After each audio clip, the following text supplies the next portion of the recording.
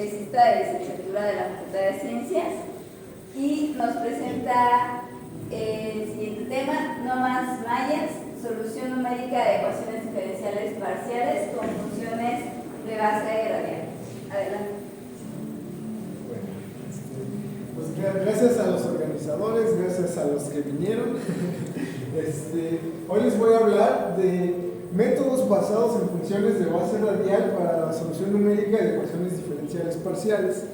Bueno, pues voy a empezar con una pequeña motivación. Bueno, creo que a estas alturas ya no tengo que mencionar la importancia de las ecuaciones diferenciales parciales, ¿no?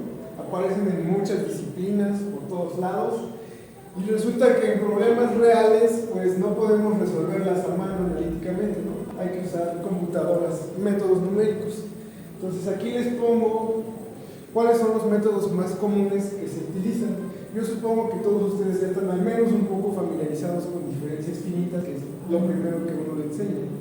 Pero también el método de elemento finito, que es el más popular en las aplicaciones reales, método de volumen finito, métodos espectrales y pseudoespectrales, Galet discontinuo, entre otros, ¿no? Entonces, lo que tienen en común todos estos métodos es que utilizan mallas. Hay que hacer un mallado del dominio. Aquí les pongo unos ejemplos de mallas que me encontré en internet. Estas son mallas estructuradas como las que se usan en el método de diferencias finitas. Este tipo de mallas requieren mapeos curvilíneos o hacer descomposición del dominio. Son un poco complicadas de manejar si el dominio pues ya es complejo, ¿no? Otro tipo de mallas son las no estructuradas, como las que se usan en el método de elemento finito. Estas nos dan mayor flexibilidad geométrica, pero tienen desventaja de que no hay teoría en 3D que nos diga cómo crear una malla pues, de manera eficiente, una malla buena. Entonces, el problema es que ambos tipos de malla tienen un costo computacional muy alto, ¿no? Entonces, hacer, por ejemplo, métodos con mallas adaptivas es muy caro, y hay incluso problemas en los que simplemente hacer la malla requiere 70% del tiempo de cómputo. Entonces, la alternativa pues sería esto, ¿no? Lo que nos gustaría es no tener que utilizar mallas y simplemente esparcir nodos sobre el dominio. Entonces, de esto es de lo que va a tratar la plática. Y antes de empezar a hablar de parciales, voy a hablar de un problema relacionado, que es el problema de interpolación. Entonces, matemáticamente el problema de interpolación es este, ¿no? Tenemos un conjunto de n nodos en un subconjunto omega de RD y n números reales, aquí les pongo jotas. El problema es encontrar una función sigma de omega a los reales que interpole, o sea que al evaluar en xj me dé un j. Entonces, seguramente ustedes saben que en dimensión 1 nosotros podemos resolver eso utilizando polinomios. Si nosotros tenemos n puntos distintos, siempre existe un polinomio de grado n-1 que interpola, ¿no? Entonces, ¿se puede hacer algo así en dimensiones mayores? Entonces, para ver esa pregunta hay que hacer esta definición de espacio de Haar, que lo que básicamente hace es abstraer esta propiedad que tienen los polinomios en dimensión 1 y generalizarla a dimensiones mayores. Entonces la definición va como sigue. Si tenemos un subconjunto omega de RD y B un subespacio de las funciones continuas de dimensión n, decimos que este espacio es un espacio de Haar de dimensión n sobre omega si para cualesquiera n puntos distintos y cualesquiera n números reales existe un único interpolante, ¿sí? O sea, básicamente los polinomios de grado n-1 en los reales son un espacio de Haar de dimensión n. Entonces, lo que nosotros nos gustaría es caracterizar a este tipo de espacios en dimensiones mayores a 1, ver cómo son. Desafortunadamente, pues Merkhuber-Curtis demostraron este teorema que básicamente nos dice que en dimensiones mayores iguales a 2, si tenemos un dominio en RD con un punto interior, no existe ningún espacio de Haar de dimensión mayor o igual a 2, ¿no? Esto lo que nos dice es que no es posible fijar un espacio de funciones de dimensión n que sea apropiado para cualquier conjunto de n nodos, ¿no? O sea que el espacio, o sea el interpolante debe depender de los nodos, ¿no? Entonces, hay que tener esto en mente y mientras les voy a hacer un recordatorio de qué es una función radial, como creo que ya todos ustedes lo saben. Una función phi de R de los reales es radial si su valor en un punto X solamente depende de la norma de X, ¿no? Es fácil. Entonces, lo que nosotros vamos a usar en todos este tipo de métodos son funciones radiales de este tipo. Entonces, teniendo en cuenta lo que ya acabo de decir, que el interpolante debe depender de los nodos, pues lo más fácil que se nos puede ocurrir es proponer un interpolante de esta forma, que sea una combinación lineal de una función radial trasladada. Por ejemplo, aquí en R2 tendríamos nuestros nodos ahí en el plano y las alturas serían los subcotas. Lo que nosotros, si nosotros utilizamos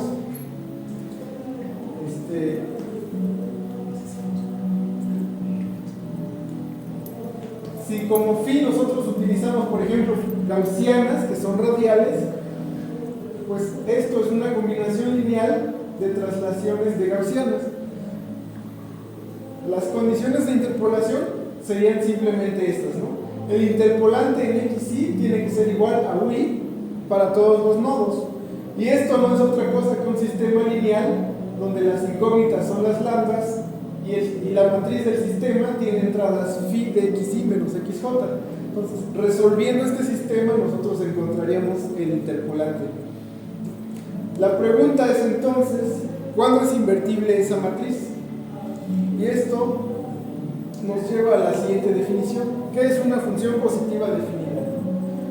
Entonces, una función continua phi de R de los reales es positiva definida si solo si es par y para cualquier conjunto de n nodos diferentes, esta matriz con entradas phi de XY menos XJ es positiva definida.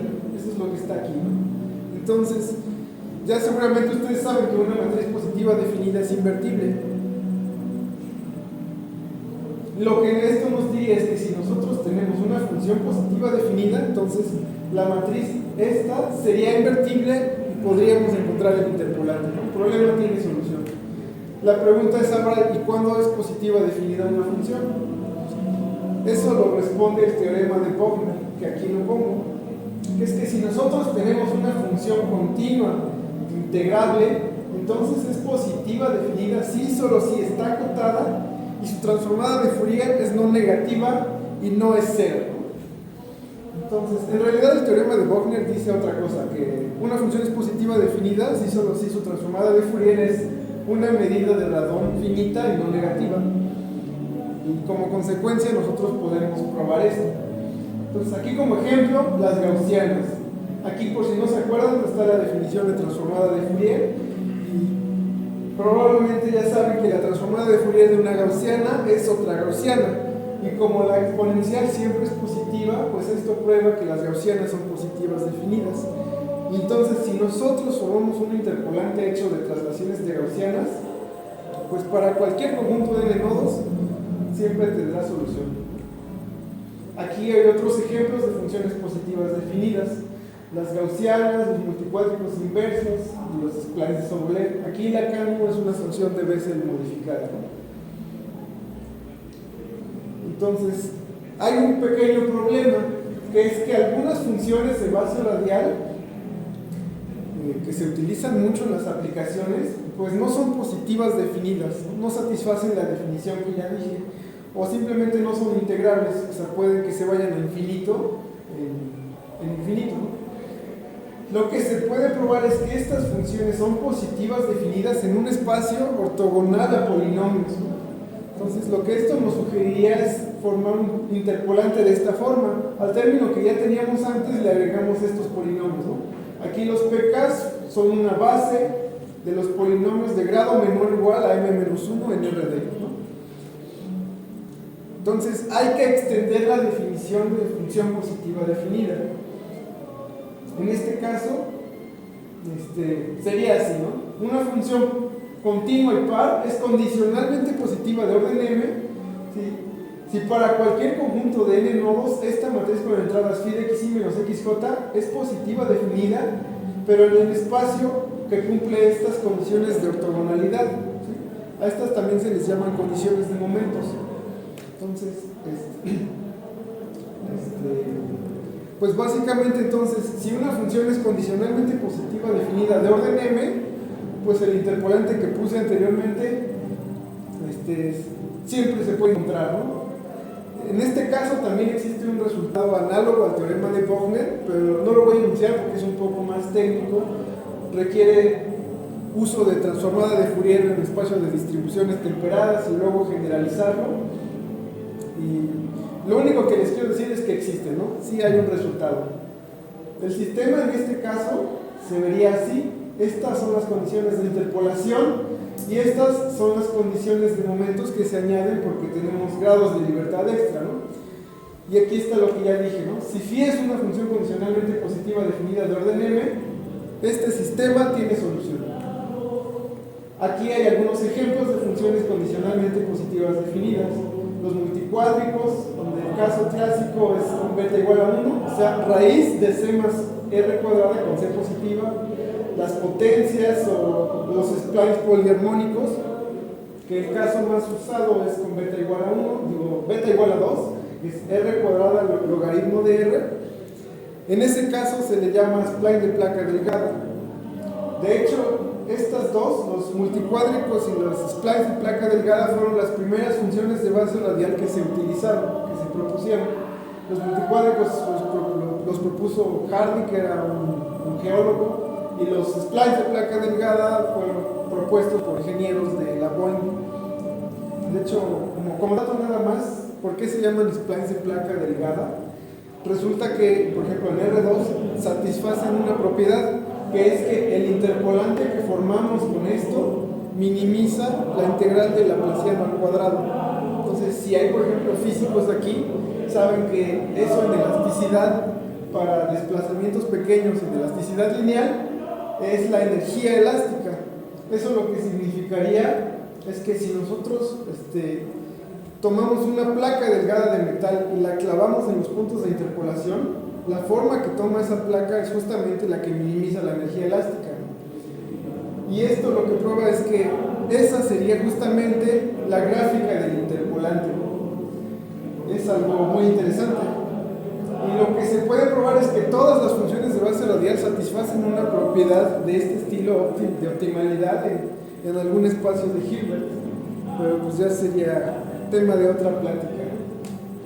Entonces, si lo notaron, algunos de los ejemplos que puse de funciones de base radial tenían un parámetro aquí C positivo, por ejemplo las gaussianas aquí. Este se llama parámetro de forma y lo que hace es cambiarnos la escala.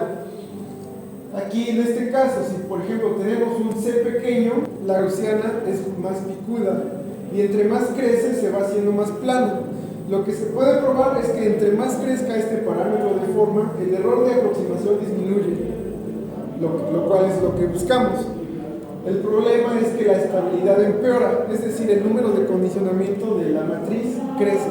Por si no recuerdan qué es, aquí tengo la definición. El número de condicionamiento de una matriz es simplemente el producto de la norma por la norma de la inversa. Y esto lo que nos mide es más o menos qué tan singular es una matriz. Por ejemplo, el número de condición de la identidad es 1 y es el número más pequeño que podemos tener. Entre más vaya creciendo, la matriz está más cerca de ser singular.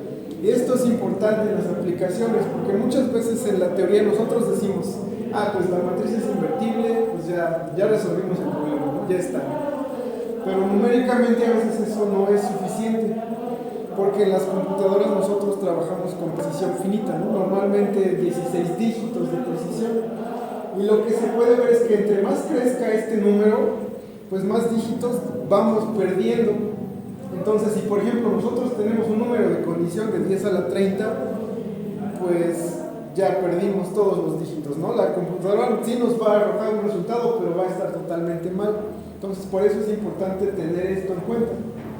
Lo que se puede ver es que en este caso de interpolación con funciones de base radial se cumple esto que se llama el principio de incertidumbre de Shabak, que nos dice que si el error decrece exponencialmente, necesariamente este número crece exponencialmente, ¿no? Lo cual es pues un problema grave, ¿no?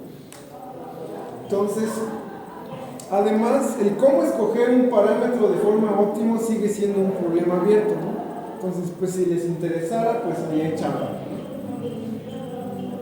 Entonces, algunas ventajas de la interpolación con funciones de base radial.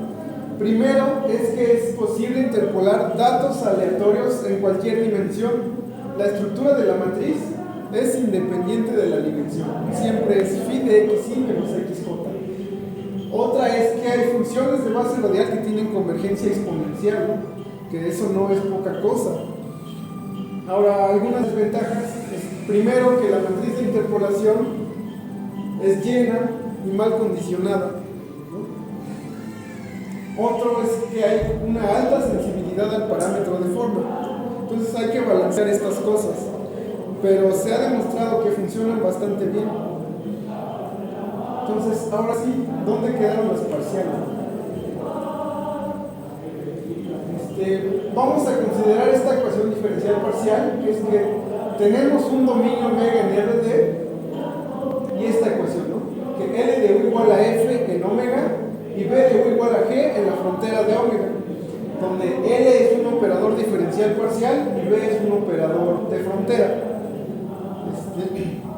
Ahora, si ustedes ya llevaron algo de teoría moderna de parciales, pues saben que hay dos tipos de formulaciones, la fuerte y la débil.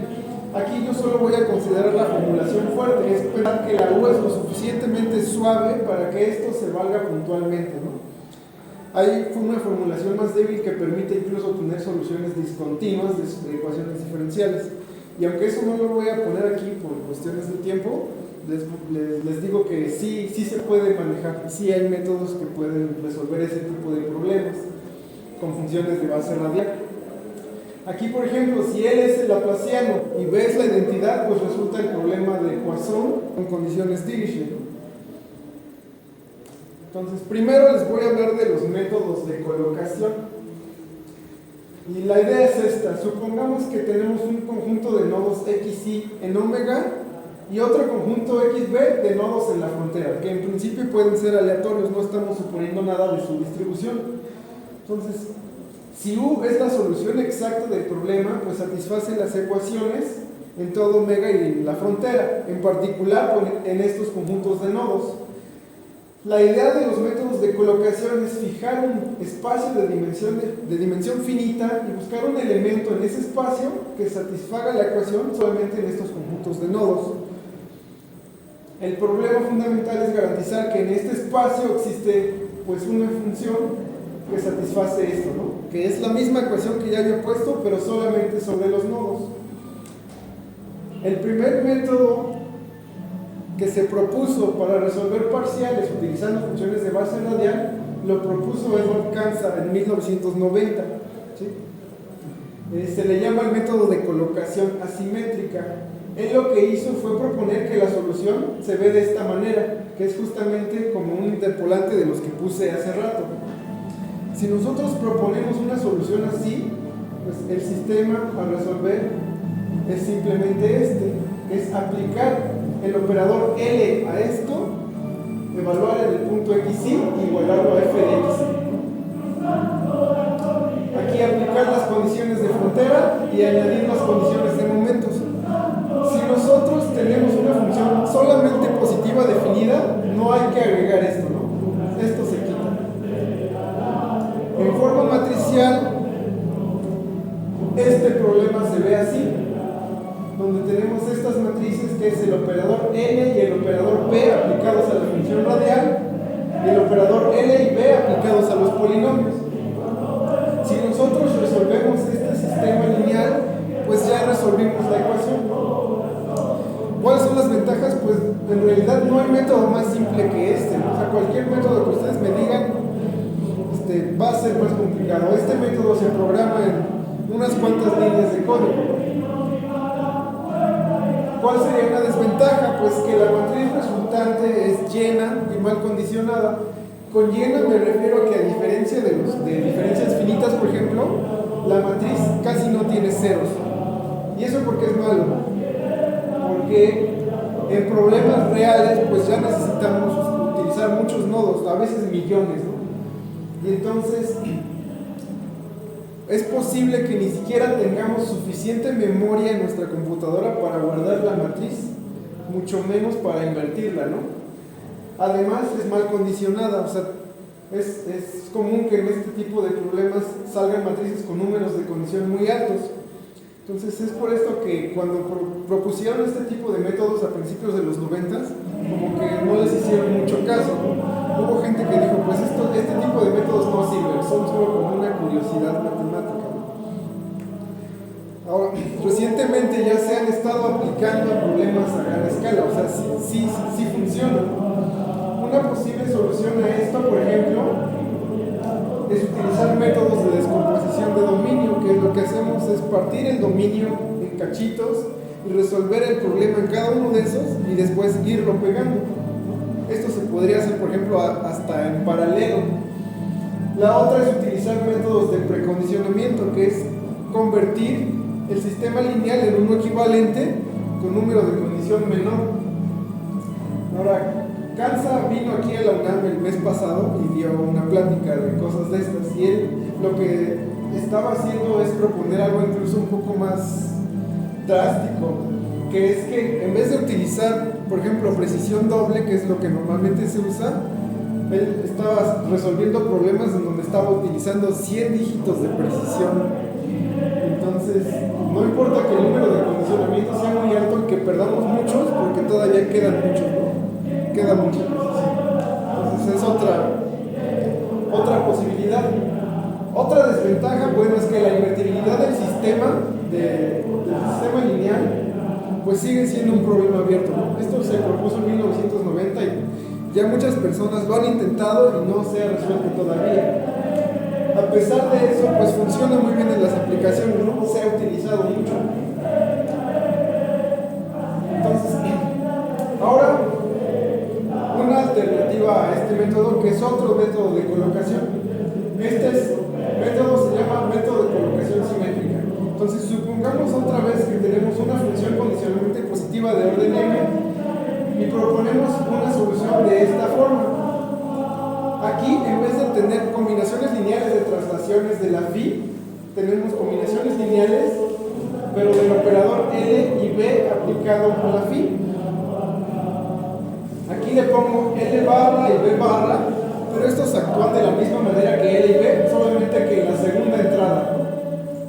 Aquí noten que pues, se necesita más regularidad de la phi, porque vamos a aplicar 2 veces el operador L. En este caso el sistema se ve de esta manera, donde aquí tenemos matrices con el operador L aplicado 2 veces a phi, B aplicado 2 veces a phi, y L y B aplicado a la phi. El resto de las matrices es igual que en el método anterior. Entonces, resolviendo este sistema, pues ya encontramos una solución. En este caso, pues la ventaja es que la matriz del sistema es simétrica. Entonces, pues necesitaríamos menos memoria, por ejemplo, para guardarla en la computadora. En este caso también ya se demostró que si los nodos son distintos, cosa que no es pedir mucho, pues la matriz sí es invertible, ¿no? La desventaja, pues es que la matriz es relativamente más complicada de ensamblar, porque tenemos que estar aplicando los operadores varias veces a la phi y requiere pues funciones más suaves, ¿no? Otra desventaja es que en el caso no lineal aumenta mucho la complejidad respecto al método asimétrico, porque aunque aquí estoy considerando problemas lineales, esto se puede aplicar igual a problemas no lineales, ¿no? Entonces, para continuar con otro método, pues este es un método que se llama cuadratura diferencial, es un método local. En realidad, la cuadratura diferencial es una técnica para aproximar numéricamente a las derivadas. Y la idea es esta: supongamos que tenemos una función u y queremos aproximar la derivada alfaésima en el punto xy y tenemos n puntos cercanos a xy, ¿no? Aquí, como se ve en la imagen, en el centro es el nodo de referencia, sería el xy, y los que están en el círculo son los llamados nodos de soporte o el stencil. Entonces, la idea del método es aproximar la derivada así: simplemente sumar la función u evaluada en todos estos nodos con ciertos pesos. Entonces, lo que nos Supongamos que estamos en dimensión 1 y tenemos nuestro nodo XY y sus nodos cercanos son nada más estos. XY menos H, XY y XY más H, donde H es un número positivo. Es decir, queremos aproximar la primera derivada de esta manera. Entonces, como nosotros tenemos tres nodos, pues se nos puede ocurrir por qué usamos un polinomio de grado 2 para interpolar a 1. Entonces, después de varias cuentas, aquí está el polinomio que interpola, es el polinomio de Lagrange, el cual pues podemos derivar y evaluar en XY y nos da esto que está aquí. Entonces, comparando con la expresión que está arriba, podemos ver cuánto valen los pesos. En este caso son menos 1 sobre 2H, 0 y 1 sobre 2H. Esto no es otra cosa que la fórmula centrada de diferencias finitas. Entonces, normalmente estas fórmulas de diferencias finitas uno las saca utilizando la serie de Taylor y truncando. Esto es otra forma, que se puede ver que una forma equivalente de verlo es que utilicemos una cuadratura diferencial e interpolemos con polinomios. Entonces, como yo lo mencioné al principio de la plática, pues la interpolación en dimensiones mayores no está bien planteada, ¿no? Por eso, normalmente, aplicar diferencias finitas en dimensiones mayores, uno se tiene que restringir a utilizar mallas cartesianas. En ese caso, la interpolación con polinomios sí está bien planteada. Pero si nosotros queremos cambiar los nodos de lugar, pues es posible que tengamos muchos problemas. La propuesta para resolver esto pues es que en vez de utilizar polinomios para interpolar, pues utilicemos funciones de base radial. Ya vimos que para nodos aleatorios estos coeficientes lambdas siempre se pueden encontrar sin importar la dimensión. Entonces, aplicando el mismo procedimiento que en el ejemplo, nos queda este sistema lineal para los pesos. En general, si se fijan, pues esta es la misma matriz de interpolación que teníamos hace rato. Y de este lado es nada más el operador de derivada aplicado a la phi. De hecho, no es necesario aplicarlo directamente a las derivadas. Nosotros podríamos aplicar este procedimiento directamente al operador L, encontrar los pesos asociados a L, y sustituyendo en la ecuación, pues nos queda esto, ¿no? Que f de xy es el operador L de u en xy. Y como solo estamos utilizando nodos cercanos a XY, que son poquitos comparados con el número total de nodos, pues esto es un sistema lineal en el que la matriz tiene muchos ceros, ¿no? Esto pues es un sistema lineal igual que en diferencias finitas de esta forma. A igual a por 1 igual a f. O sea, en cierta manera esto lo que está haciendo es generalizar las diferencias finitas al caso en el que nosotros utilizamos nodos aleatorios. La ventaja pues es que primero los n nodos más cercanos se pueden encontrar de una manera muy eficiente. La otra es que este es un método local, o sea, la matriz resultante tiene muchos ceros y estas se pueden invertir pues mucho más fácil que una matriz llena, ¿no? Y no necesitamos tanta memoria para guardarlas. Otra es que sin muchos problemas se pueden aplicar a problemas con interfaces, por ejemplo, difusión en un dominio que tiene diferentes tipos de medios. Ahora, estos que acabo de mencionar, estos tres métodos no son los únicos, ¿no? Hay muchos otros, pero estos son como los más sencillos, los que más se utilizan. Aquí les voy a mencionar algunos ejemplos que saqué de algunos artículos recientes de problemas pues que se han estado resolviendo para que vean que no solo se resuelven problemas de juguete, ¿no? Así tipo ecuación de Poisson en un cuadrado, y que sí se han estado haciendo cosas interesantes. El primero es de ecuaciones de reacción-difusión sobre superficies. Las ecuaciones de reacción-difusión son de esta forma, donde estos términos son como una ecuación de difusión normal y aquí tenemos términos no lineales. Aquí este es solo el operador de Laplace-Beltrami sobre la superficie, ¿no? Estas son las superficies sobre las cuales se resolvieron estas ecuaciones y estas son las distribuciones de nodos que utilizaron. El primer ejemplo es estas ecuaciones con patrones de Turing, que son, por ejemplo, se cree que aquí es de donde salen, por ejemplo, las manchas en los leopardos o cosas de ese estilo, ¿no? Aquí utilizaron funciones de base radial para resolverlo y se ve que se puede resolver de manera muy eficiente. Y sí resulta, ¿no? Aquí otro son patrones de onda espiral en estas ecuaciones que son igual de reacción-difusión de tipo Ficciuna-Nagumo. Aquí también se ve como sí resulta, sí concuerda con lo que ya se había encontrado anteriormente. Otro ejemplo son estas ecuaciones sobre la superficie de una rana. Este es de otro artículo, pero sigue siendo otro tipo de ecuaciones de reacción-difusión. Y aquí encuentra los patrones y los compara con ranas reales, ¿no? Se ve como, pues, sí coinciden. Y aquí, bueno, otra ventaja que no he mencionado es que estos nodos, aparte de poderlos utilizar para resolver las ecuaciones diferenciales, se pueden utilizar para generar la misma superficie, ¿no? O sea, estamos como matando dos pájaros de un tiro. Otro ejemplo es un artículo que es de este año, en el que resolvieron estas ecuaciones de onda elástica por diferentes medios. O sea, ellos lo que están estudiando es la propagación de ondas sísmicas. Aquí es un problema que se llama un problema Mini-Marmuzzi, que es un problema simplificado, un modelo simplificado de la costa de Madagascar. Lo que tiene esa costa es que tiene muchos tipos de medios donde se puede propagar la onda. En estas interfaces normalmente numéricamente se crean muchos errores. Es difícil encontrar métodos que funcionen muy bien. Y aquí ellos lo resuelven utilizando el método de cuadratura diferencial. Aquí ponen esta condición inicial, y aquí es una solución después de cierto tiempo. Aquí de este lado está el error de aproximación. Utilizando 38.000 nodos, pues todavía no se ve muy bien, pero al subir el número de nodos a 153.000 se ve como el error ya casi es cero, ¿no? Aquí es otro problema de convección del manto de la Tierra. Estas son las ecuaciones que se resuelven. Esta es la condición de incompresibilidad, conservación de momento y conservación de energía. Aquí lo que está en rojo sería el núcleo de la Tierra. Esta es la distribución de nodos que utilizaron. Esta es la condición inicial. Y utilizaron un número de Rayleigh bastante grande, o sea, flujo muy turbulento. Esta es su solución a tiempos grandes. Y de hecho ellos descubrieron que en ciertos regímenes de este parámetro ocurren ciertas inestabilidades en el flujo.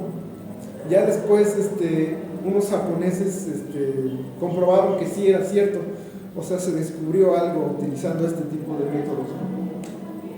Otro ejemplo son las ecuaciones de aguas someras, que son estas, que es básicamente las ecuaciones de Navier-Stokes, integrando la componente Z, ¿no?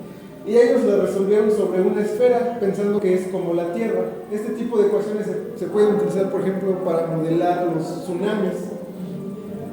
Y aquí hacen una comparación del método de cuadratura diferencial implementado en MATLAB en una laptop y lo comparan con el método de Galerkin discontinuo utilizando C++. Se supone que C++ es mucho más rápido y se ve aquí como siempre fue superior, ¿no? El método de cuadratura diferencial. Aquí otro ejemplo son las ecuaciones de Navier-Stokes del flujo compresible. Es igual a un artículo de este año. Estas son las ecuaciones que se resuelven. Y este es el problema, en el que se tiene una burbuja de fluido caliente y se le deja caer. Y se ve como evolución. Aquí son comparaciones con otros métodos que hicieron. Aquí el volumen finito, el Galerkin discontinuo. Se ve como en estos dos todavía no hay mucha resolución. Aquí se está formando un rotor que aquí no se ve. Y con el método de cuadratura diferencial sí se empieza a ver. O sea, si nosotros refináramos más, se podría ver todavía mejor. Aquí son las ecuaciones de Euler, que es el mismo problema, solo que sin viscosidad.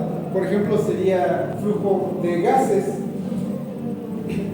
Resulta que las ecuaciones de Navier-Stokes sin viscosidad se convierten en las ecuaciones de Euler, y estas son un sistema hiperbólico, los cuales son mucho más complicados, ¿no?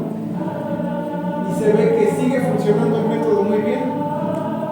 Aquí, cada vez con mejor resolución, se ve como sí funciona. Este es otro ejemplo igual de un artículo de este año, de esta ecuación que se llama un circuito eléctrico global, que lo que hace es analizar potencial eléctrico, corrientes eléctricas que se forman en la atmósfera. Ellos resuelven esta ecuación desde la superficie terrestre hasta la ionosfera, utilizando datos topográficos reales y luego lo comparan incluso con datos reales obtenidos de satélite, ¿no? O sea, está bastante interesante este artículo.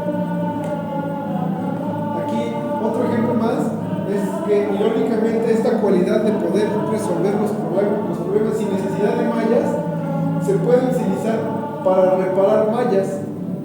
Entonces aquí tenemos un ejemplo de una malla con un hoyo acá, y después de lo que se hace aquí es hacer ciertos mapeos y resolver una ecuación de Poisson con ciertas condiciones de frontera, y esto lo que se puede utilizar para reparar la malla. Aquí se ve cómo desaparece el hoyo, ¿no? Acá por otro lado tenemos una malla que es de mala calidad, o sea, tiene triángulos algo chatos, tiene hoyos, tiene traslapes, y después de utilizar este método que ellos proponen, pues queda una malla de mucho mejor calidad que se podría utilizar, por ejemplo, para una simulación con elemento finito.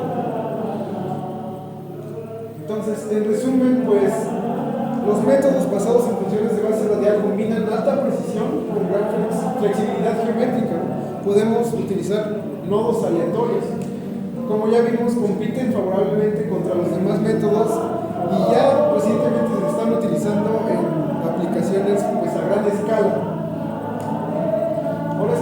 Otra es que los métodos locales como cuadratura diferencial son particularmente efectivos utilizando tarjetas gráficas o otro tipo de hardware en paralelo.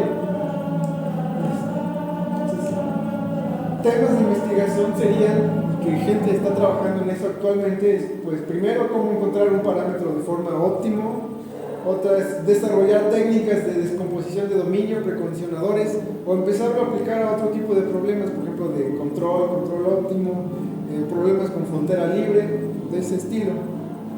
Entonces, en resumen, pues yo creo que este tipo de métodos ya deberían empezar a conocerse más, porque sí son bastante útiles, ¿no? Entonces, pues espero que les haya sido interesante. Si tienen curiosidad de saber más, si quieren que les mande algunos de los artículos de los que saqué esto, pues pueden enviarme un correo. Pues eso sería todo.